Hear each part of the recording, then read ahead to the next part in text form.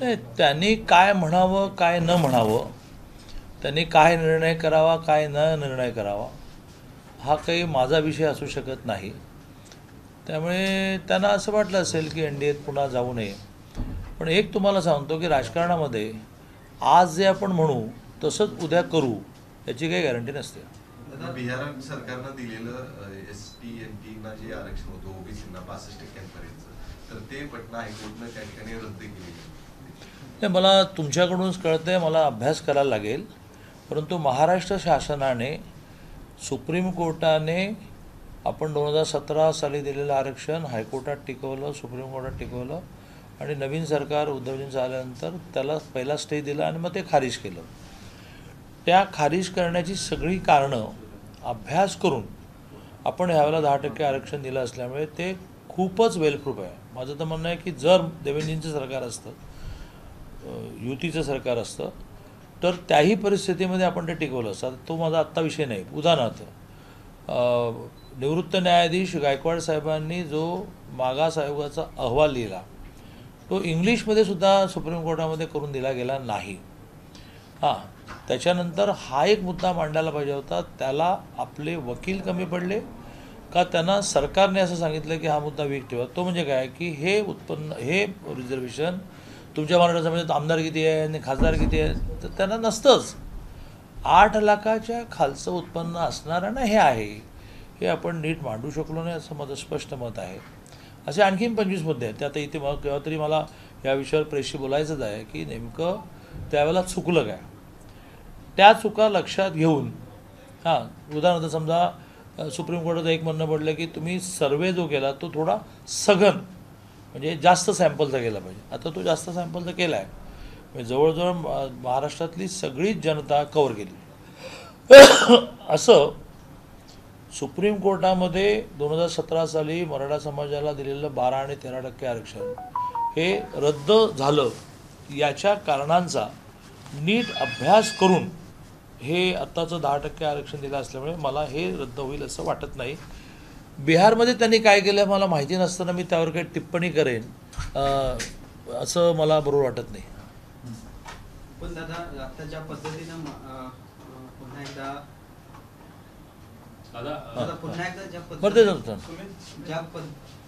टकटक कर ना.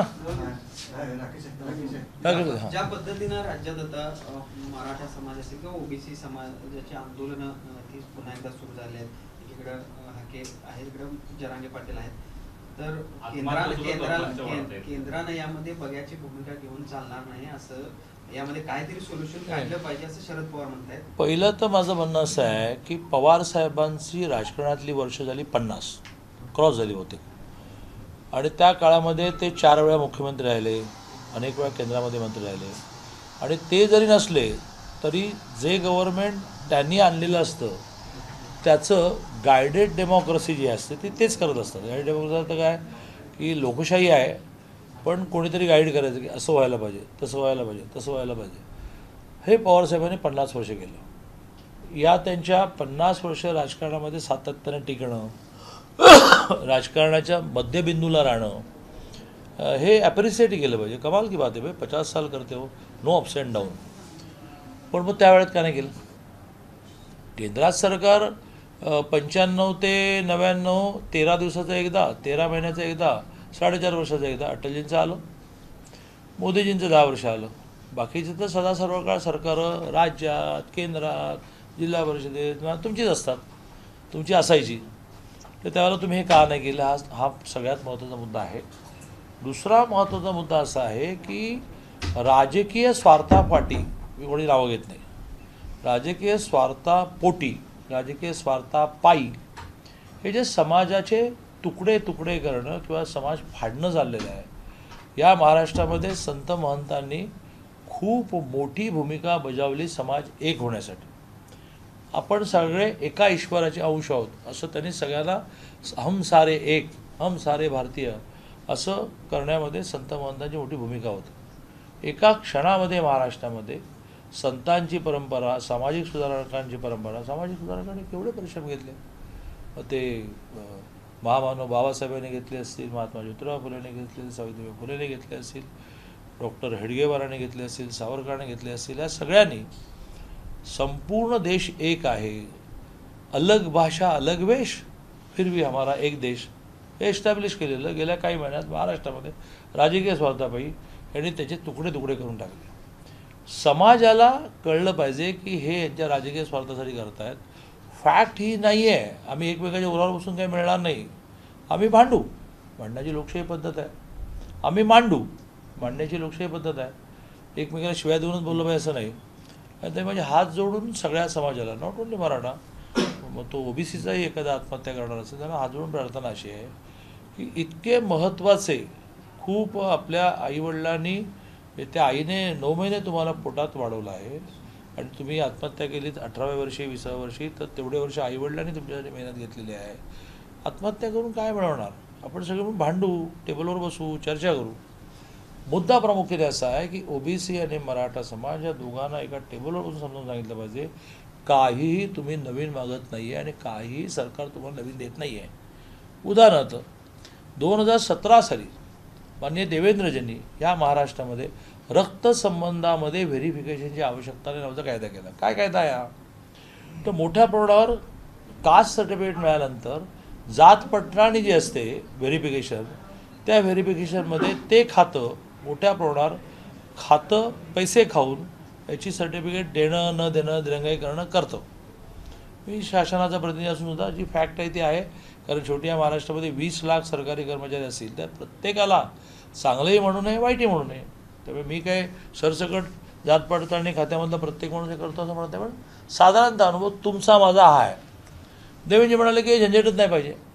शेवटी घरामध्ये वडिलांना जर जात पडताळणी झाली, व्हेरिफिकेशन झालं, तर वेगळी मुलाला कशाला करायला पाहिजे? वेगळी पुतण्याला कशाला करायला पाहिजे?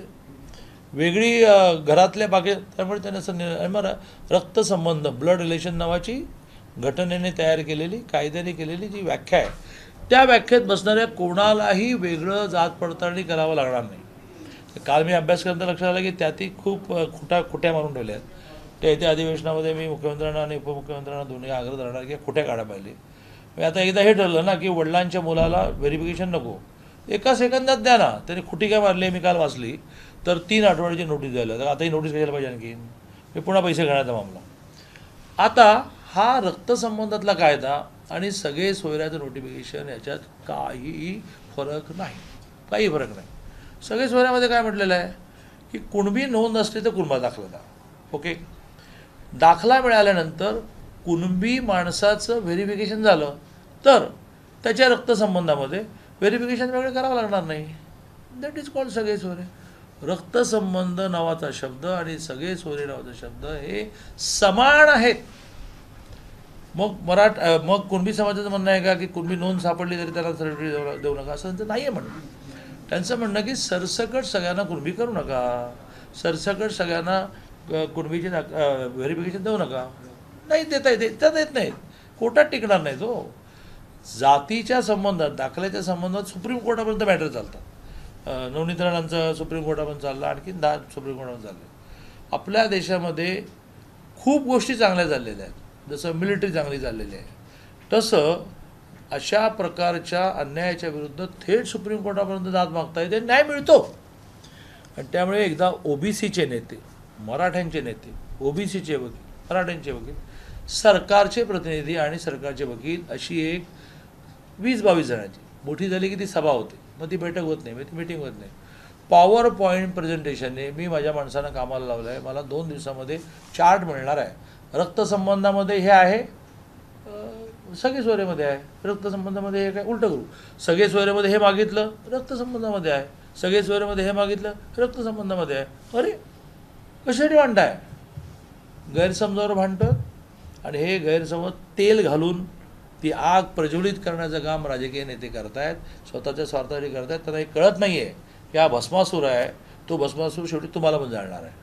आणि त्यामुळे माझी समाजाला विनंती आहे, माझी नेत्यांना विनंती आहे, आणि या विषयामध्ये भांडण्यासारखं काही नाही. हां, बसून प्रश्न कसे सोडवता येतात. काल माऊली पवार नावाच्या मराठा नेत्याने मला सोलापूरमध्ये निवेदन दिलं की तिथल्या काही कॉलेजेसने, आर्ट्स सायन्स कॉमर्स आहे, कारण आर्ट्स सायन्स कॉमर्समध्ये मुळात ॲडमिशन रिकामे जातात, पण आर्ट्स सायन्स कॉमर्समध्ये 4 कॉलेजेसनी 10% मराठा आरक्षण धरलं नाही. मी ताबडतोब त्याच्यासमोर फोन केला स्टेट डायरेक्टरला, देवळणकरजी 4ही कॉलेजेसना नोटीस काढा आणि मार्गही सांगितलं की आता त्यांची ॲडमिशन कॅन्सल करून पोरांचं नुकसान करू नका, त्यांना 10% वाढीव द्या आम्हाला अधिकारात, आणि ते 10% प्युअरली मराठ्यांना करा, विषय संपला. त्यामुळे आहे कायद्यांमधल्या, जसं मी त्रुटी शोधून काढली की रक्तसंबंधामध्ये खोटी मारून ठेवली आणि पैसे कमवण्यासाठी, की जरी वडिलांकडे व्हेरिफिकेशन असलं तरी मुलाने अर्ज द्यायचा आणि मग 3 आठवड्याची नोटीस आम्ही म्हणे नोटीस बोर्डवर लावणार की कोणाची काही ऑब्जेक्शन आहे का. अरे बापाच्या पोराला व्हेरिफिकेशन द्यायला कोणाचं ऑब्जेक्शन असणार आहे. तर ही थोडी सरकारी यंत्रणा त्यांच्याही चुका नाही असं माझं म्हणणं आहे. याचं कारण त्यांना वेगळ्या कारणाने कोर्टात खेचणं, त्यांच्या नोकऱ्या जाणं, त्यांची सस्पेन्शन, त्यांना शिक्षा होणं, हे प्रमाणसुद्धा अलीकडच्या काळात खूप वाढलं. ते म्हणतं की ज्याला झंझट पाहिजे, जेवढे लावता येतील तेवढे नियम लावा. न्याय मिळालेला आधीच आणि दुसरीकडे ओबीसीना पण न्याय मिळालाय, फक्त ती पटवून देण्याची भूमिका तेवढी सरकारची राहिली असं म्हणायचं. सरकारची नाही, सरकार तर वारंवार मांडतच आहे. या दोघांनी आपण सगळेजण या समाजाचे घटक आहोत, एकमेकाच्या उरावर बसून मारामाऱ्या करण्यासाठी आपण दुश्मन नाही आहोत. तर टेबलवर बसू आणि समजून घेऊ. म्हणजे आता ओबीसीला हे समजून सांगितलं पाहिजे की बा कुणबी नोंद सापडल्यानंतर कुणबी दाखला देऊया की नको. तर कुणबी नोंद सापडल्यानंतर द्यायलाच पाहिजे. मग ते जास्तीचं काय मागतायत, तर कुणबी नोंद सापडलेल्याच्या नातेवाईकांना द्या. तर नातेवाईक ही कन्सेप्ट सुप्रीम कोर्टाने ठरवली, घटनेने ठरवली की आपला देश हा पितृसत्ताक असल्यामुळे तो असा वारसा घ्यायचा. पंजोबाला होतं, मग आपोआप आजोबाला मिळेल, आपोआप वडिलांना मिळेल, आपोआप मुलांना मिळेल, आपोआप भावाला मिळेल, आपोआप चुलत भावाला मिळेल, हां, तर आपोआप बहिणीला मिळेल. पण मग ती बहीण लग्न होऊन त्या घरात गेली तर त्या घरामध्ये जर हे नातेसंबंध रक्तसंबंध नसतील तर तिच्या घरात लग्न होऊन गेली, त्या घरामध्ये नाही मिळणार, तिला मिळणार, तरी तिला मिळणार, ती निवडणूक लढू शकणार. नॉट नेसेसरी ती लग्न होऊन ज्या घरात गेली त्या नवऱ्याला मिळणार, नॉट नेसेसरी की तिच्या मुलांना मिळणार. आता हा कायदाच आहे. मग तुम्हाला कायद्याच्या अंतर्गत ज्यांना सर्टिफिकेट आपोआप मिळावी असं म्हणतात त्याला ओबीसीचा विरोध आहे का? त्यामुळे आम्हाला त्याचा विरोध नाही आहे, विरोध असू शकत नाही. मग त्यांनाही अडचण येईल ना, कारण त्यांच्याकडे पण एखाद्याला सर्टिफिकेट मिळालं तर मुलाला मुलीला मुबलत चक्रा मारत बसायला लागेल. हा सगळ्यांसाठी सोपा कायदा केला आहे देवेंजींनी की रक्तसंबंधामध्ये व्हेरिफिकेशनची आवश्यकताच नाही. मला काल पहिल्यांदा कळलं की त्यांनी इतक्या खुट्या मारल्यात की मी अधिवेशनात ते खुटे काढून घेतो. सगळ्या सोयऱ्याचा जो डेफिनेशन आहे जरांगेने, ते नेमकं काय सांगितलं? कारण जरांगेना रक्तनाट्य संबंध म्हणजे तुम्ही जे सांगितलं त्याप्रमाणे जातीत दाखला आरामात मिळू शकतो. पण जरांगेने जो शब्द वापरलाय सगळे सोयरे, त्याच्यामध्ये त्या भागामध्ये त्याच विषयाला वेगळा शब्द वापरतात. सगळे सोयरे नाही, मी नोटिफिकेशन वाचलं काल, मी आता खूप खोलात चाललो आहे. जे नोटिफिकेशन वाशीला तयार झालं आणि ओके म्हणून जरांगे पाटलांनी त्यांचं आंदोलन संपवलं, ते नोटिफिकेशन जरांगे पाटलांच्या सहकाऱ्यांनी त्यांच्या कायदेतज्ञांनी तयार केलं. स्वाभाविकपणे रात्रभर मुख्यमंत्री महोदय आणि सेक्रेटरी भांगे जागे होते, जे सारखे एकमेकाला व्हॉट्सअप करायचे. अरे त्यांनी 1-2 वाक्य जोडली, मग मुख्यमंत्री महोदय म्हणायचे की हे चालेल का, भांगे म्हणायचे की नाही यातलं 1 वाक्य चालेल. मग यांना विचारलं जायचं. मी तुम्हाला रात्रभर एक्झरसाईज सांगतो. सुट्टी असूनसुद्धा गव्हर्नमेंट प्रेस ओपन करायला लागला, कारण हे गव्हर्नमेंट प्रिंटिंग प्रेसमध्ये प्रिंट करायला लागतं, त्याला गॅझेट करणं म्हणतात. पहाटे गव्हर्नमेंट प्रिंटिंग प्रेस ओपन करून ते गॅझेट केलेलं आहे. इतकी मेहनत सरकारने घेतली. आता हे नोटिफिकेशन मान्य म्हणून कोण गेलं मागे? मनोज जरांगे पाटील. मग ते नोटिफिकेशन मान्य आहे का आता त्यात नव्यानं काही बदलायचं आहे? तर ते जे नोटिफिकेशन आहे त्याचं इम्प्लिमेंटेशन हे रक्तसंबंधामध्ये व्हेरिफिकेशनची आवश्यकता नाही याच्याशी मॅच होत आहे. मग आता जरांगे पाटलांनी नवीन काय केलं वगैरे असले प्रश्न विचारू नका. त्यांना वाटलं असेल की त्याची स्पष्टता करून घ्यावी. आरक्षणाचा लढा हा फार जुना आहे. मी वारंवार मगाशी उल्लेख केला की शरद पवार या काळात अनेक वेळा सत्तेत होतं. मग आरक्षणाचं बीजच गुंड कोणी ठेवलं आणि आतापर्यंत 300 आत्महत्या झाल्या, मग त्याला जबाबदार कोण? जबाबदारी कोण असा प्रश्न उपस्थित करण्यात पॉईंट नाही, कारण प्रश्न नेहमी संपवण्याकडे जायचं असतं. आता तरी सर्व नेत्यांनी एका टेबलवर बसून त्या नेत्यांनी पण एकदा हे समजून घेण्याची आवश्यकता आहे की रक्तसंबंधातला कायदा काय आहे आणि सगळे सोयरेचा अर्थ काय आहे. माझं चॅलेंज आहे हो, अनेक नेत्यांना ह्या विषयामधले बारकावे माहिती नसताना ते काय भाषण करतात, त्याचे अर्थ काय होतात, त्याच्या भाषणाने कोण कोण आत्महत्या करण्याच्या मनस्थितीत जातं हे विचार करा ना. लोकसभा जिंकणं आणि विधानसभा जिंकणं याच्यातून तुमची भली होतील, पण समाजाचं भलं कशात आहे हे बघायला पाहिजे. 6 जुलैपासून मनोज जरांगे पाटील राज्याचा दौरा करतात. 288 जागावर चाचपणी आता आम्ही सुरू केली असं ते म्हणतात. नाही, मगाशी जसं उद्धवजींचं सांगितलं तसंच मनोज जरांगे पाटलांचं. ज्याला ज्याला जे करायचं आहे त्याचं, आपल्या लोकशाहीची ब्युटी अशी आहे की तुम्हाला करता येतं आणि मला करता येत नाही असं नाही, तुम्हालाही करता येतं मलाही करता येतं. त्यामुळे निवडणूक कोणी लढवायची, प्रवास कोणी करायचा, मागण्या कोणी करायच्या, आंदोलनं कोणी करायची, या सगळ्याचं स्वातंत्र्य सगळ्यांना आहे. दादा, शक्तीपीठ महामार्गासंदर्भात एक मोठं आंदोलन गिरीश महाजन म्हणतायत आणि जरांगेच्या मागण्या त्या वाढतच चालतात, कसं पाहता याकडे? नाही, माझं म्हणणं असं आहे की सगळे सोयरे या विषयातलं नोटिफिकेशन काढताना सरकार आणि मनोज जरांगे पाटलांनी मिळून काढलं. त्याच्यावर आता सजेशन्स ऑब्जेक्शन सुरू आहे. जी 10 लाखापर्यंत संख्या गेली, 6-6.5 लाखापर्यंत सजेशन ऑब्जेक्शन्सना डिपार्टमेंट डील करू शकलं. आता थोडंसं काम राहिलं आहे. तर त्याच्यामध्ये मी म्हणतो त्या लाईन्सवर गेलो तर मग सगळे सोयऱ्यांचं नोटिफिकेशन हे काही नवीन नाही.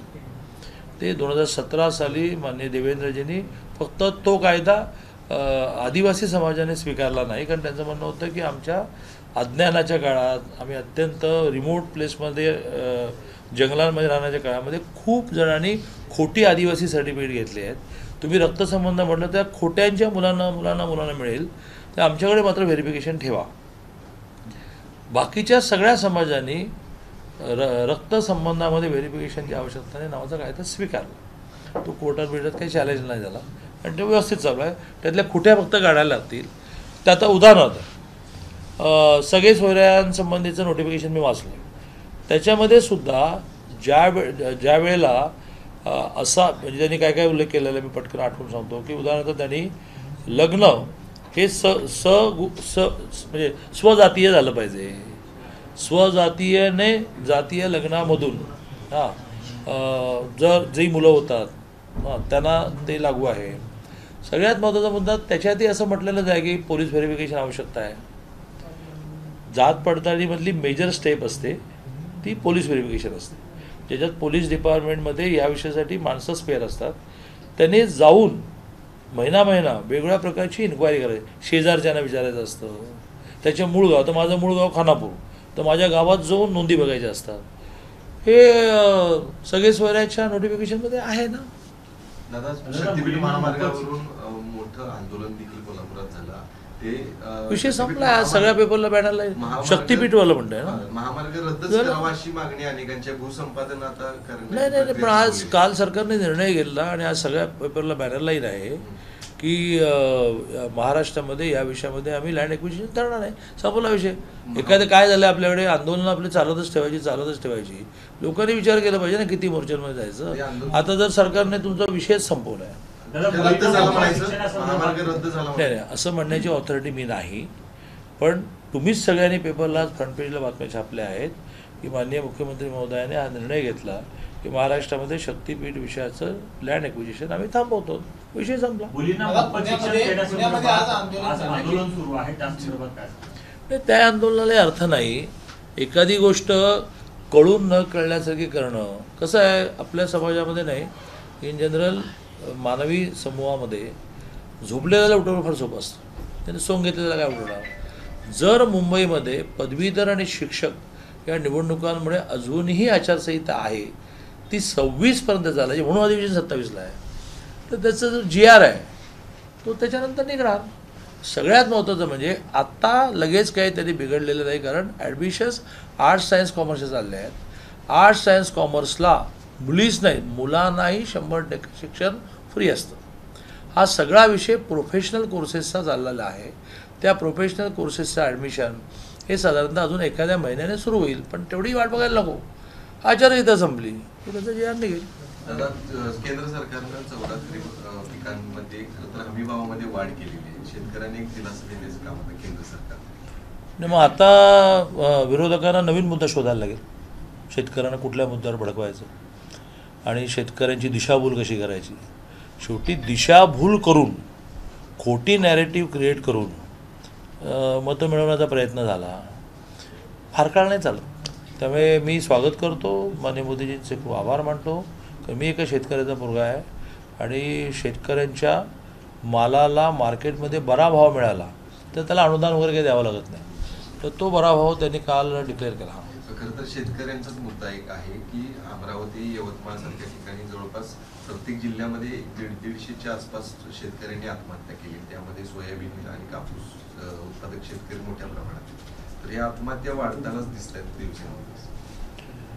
याचा नीट वेग न बोलता अभ्यास केला पाहिजे. पण 14ला माननीय देवेंद्रजी मुख्यमंत्री झाल्यानंतर आपण 14 जिल्हे असे काढले की या 14 जिल्ह्यामध्ये काही ना काही कारणाने आत्महत्येची मानसिकता तयार होते आणि थेट त्यांनी त्या 14 जिल्ह्यामध्ये गाव लेवलला समित्या नेमल्या. गाव लेवलला काही फंड्स अरेंजमेंट केली आणि गाव लेवलच्या समित्यांना अधिकार दिले की त्या गावातलं असं एखादं कुटुंब, तुमची जबाबदारी, आयडेंटिफाय झालं की मुलीची फी भरता आली नाही, कुठे हप्ता बँकेचा भरता आला नाही, तर त्याचं काउन्सिलिंग त्यांनी करावं आणि वेळप्रसंगी त्यांना दिलेल्या निधीतून उचलून द्यावेत पैसे. हे बाबा रे, हे हात उसने ठेव तू 10,000 रुपये, जाऊन भर बँकेचा हप्ता. पण नाही, ते आत्महत्या वगैरे मिळणार नाही. तर त्याच्याबरोबरीने नानाजी देशमुख योजना आणली की ज्याच्यामध्ये शेतकऱ्यांचं उत्पन्न वाढवण्याचा प्रयत्न झाला, पाण्याचे प्रकल्प वाढवले. त्यामुळे शेतकरी ज्या कारणाने आत्महत्या करतो की त्याला त्याच्या शेतामध्ये पीक उगवत नाही, उगवलेल्या पिकाला दर मिळत नाही, थोडंसं शेती व्यतिरिक्त एक ॲडिशनल सोर्स पाहिजे. मग शेळ्याच पाळ, मग मेंढ्याच पाळ, मग गाईच पाळ, मग कोंबड्याच पाळ, किंवा मग घरात महिला असेल तर त्याला एखादा कुटीर उद्योग दे. शेतकऱ्याच्या कोरडवाहूच्या उत्पन्नाला जोड नाही दिली तर त्याला वर्षभरात एक 4 प्रसंग असे येतात त्याला वाटतं की झालं तर जीवन संपवून टाकावं. मुलीच्या लग्नाचा प्रसंग येतो, मुलांच्या शिक्षणाचा प्रसंग येतो, म्हाताऱ्याच्या म्हणजे वडिलांच्या आईच्या आजारपणाचा विषय येतो. तर याला वेगळी उत्तरं मोदीजी काढत चाललेले आहेत. किंवा तुम्ही आजारी पडलात ना, तुम्हाला पैसेच नाही खर्च करायला लागणार ना, आयुष्यमान कार्ड घेऊन टाका, फी भरावी लागणार नाही ना, सरकार भरणार. असे काही मार्ग आपण काढतो. पण आत्महत्या हे काही त्याचं उत्तर आहे असं मला वाटत नाही. लोकसभा निवडणुका झाल्या, निकाल लागले तरी अजून त्यातलं कवित्व संपत नाही. कारण विखे पाटलांनी हे केलेलं आहे, निवडणूक आयोगाकडे तक्रार केली की 40 बूथवर जे काही मतदान झालं त्याची फेर तपासणी करा, ईव्हीएमची आणि व्हीव्हीपॅटची. वायकरांनंतर आता विखे असं आहे की ज्याला ज्याला संशय आहे त्याला अशा प्रकारची चौकशी करण्याचा अधिकार आहे आणि तो अधिकार वापरण्याचा सगळेच प्रयत्न करतात. रिकाउंटिंग नावाचा अधिकार होता जो वायकरांनी वापरला. तो रिकाउंटिंगचा अधिकार वायकरांना का मला आहे असं म्हणून मग रिकाउंटिंग झालं. मग त्या रिकाउंटिंगला माझ्या माहितीप्रमाणे 3 वेळा रिकाउंटिंग मागता येतं आणि मग एंड करावं लागतं. तसं तो एंड झाला.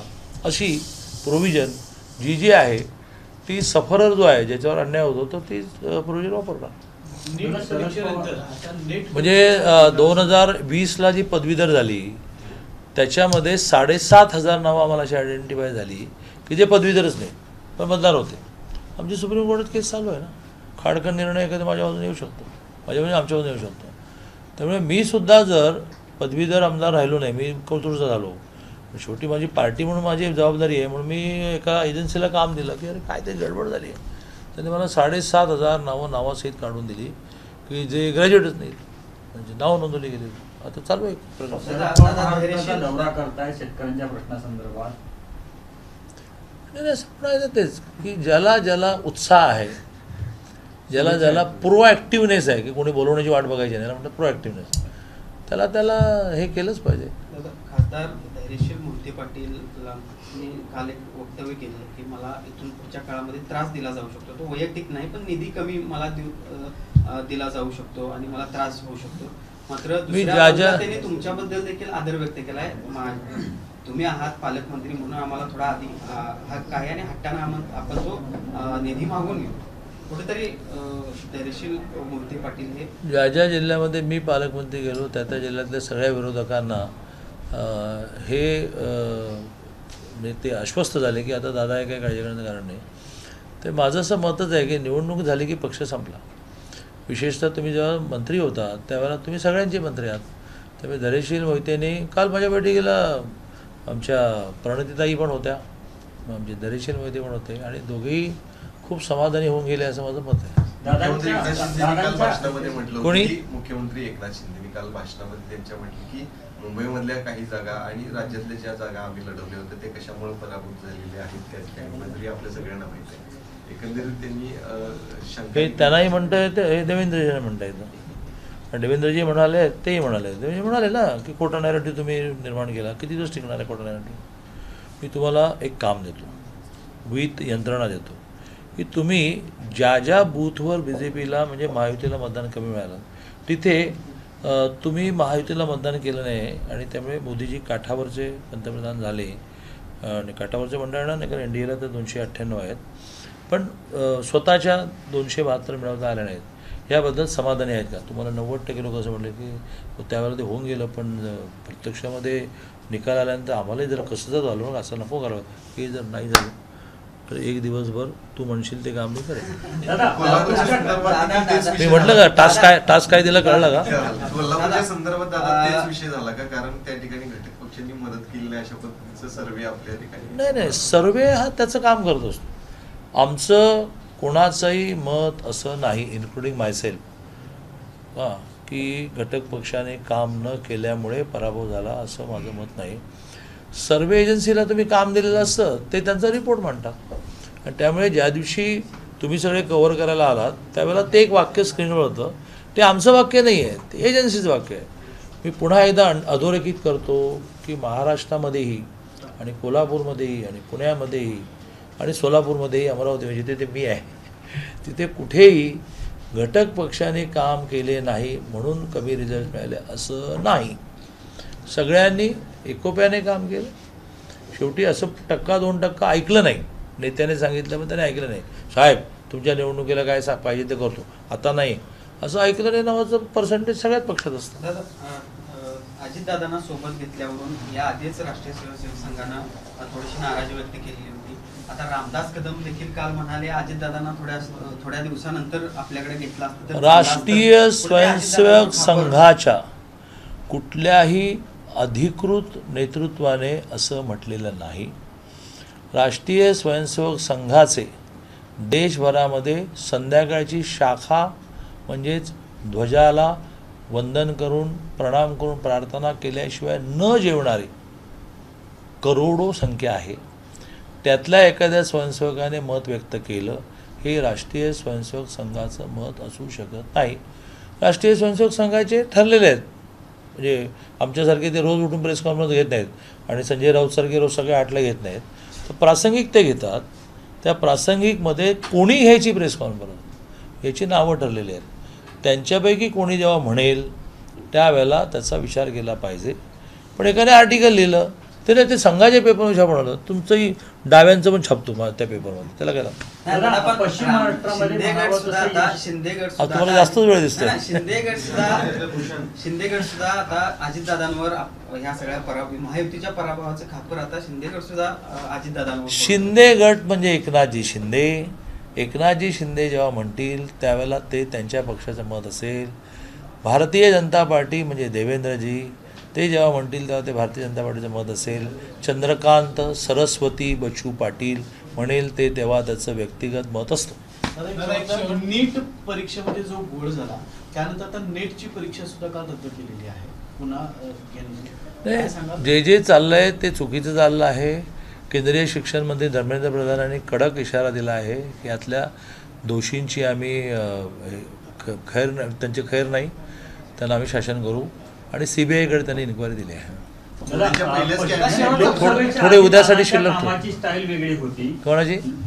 लोकसभेच्या आधी दादांच्या कामाची स्टाईल वेगळी. माझी स्टाईल नेहमी तीच आहे. आता लोकसभेनंतर दादा खूप ऍक्टिव्ह झालेले पश्चिम महाराष्ट्रात विशेषतः पाहायला मिळतात. नेमकं काय घडलं? असं आहे की तुम्ही पुण्यात आला नाहीत, याच्यापेक्षा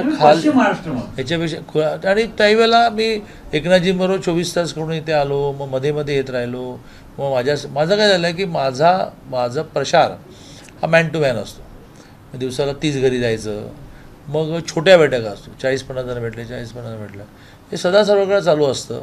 यावेळेला जरा तुमचे कॅमेरे माझ्यावर जास्त आहेत त्यामुळे ते जास्त. शेवटचा प्रश्न, आपण नेहमी पुण्यातून कोल्हापूरला येत असता आठवड्यातून 1-2 वेळा. आता जे काम सुरू आहे साबद्रीकरणाचं त्याच्यावरती नागरिकांचं नाराजी आहे. एक तर रस्ता पूर्ण झालेला नाही. तुम्ही कधीतरी मिरजेहून सांगोल्याला गेला असाल अशीच हैराण व्हायचा. आणि आता जा. नाही नाही तो शेवटी एखादी गोष्ट व्हायला आता उदाहरणार्थ रस्ता खणायला तर लागेल, रुंदीकरण तर करायला लागेल, तो कालावधी सगळ्यांचाच कठीण जातो. किंवा तुम्ही अगदी आठवा पहिला या महाराष्ट्रामध्ये अशा प्रकारचे रुंद रस्ते हे गडकरी म्हणून त्यांना रोडकरी म्हणायला लागले. मुंबई पुण्याच्या रस्त्याच्या कामाच्या वेळेला तुम्ही म्हणजे रोज गडकरीने शिवाय करायचे. आता कसं वाटतं, बरं वाटतं की नाही? त्यामुळे अशा प्रकारची कामं पूर्ण होईपर्यंत थोडा त्रास पडणार. नाही, पण नागरिकांचं हेच म्हणत होते की रस्ता पूर्ण झाल्यानंतर आम्हाला टोल द्यायला हरकत नाही, पण काम चालू आहे तोपर्यंत टोलची माफी द्यावी. तो जुन्या रोडचा टोल आहे ना, वाढीव नाही. तो वाढीव टोल तेव्हाच देत होतो मी PWD मिनिस्टर असतो. 95% 90 पण नाही, 95% काम पूर्ण झाल्याचं सर्टिफिकेट मिळाल्यानंतरच वाढीव टोल किंवा नवीन टोल लावता येईल. ABP माझा, उघडा डोळे बघा नीट.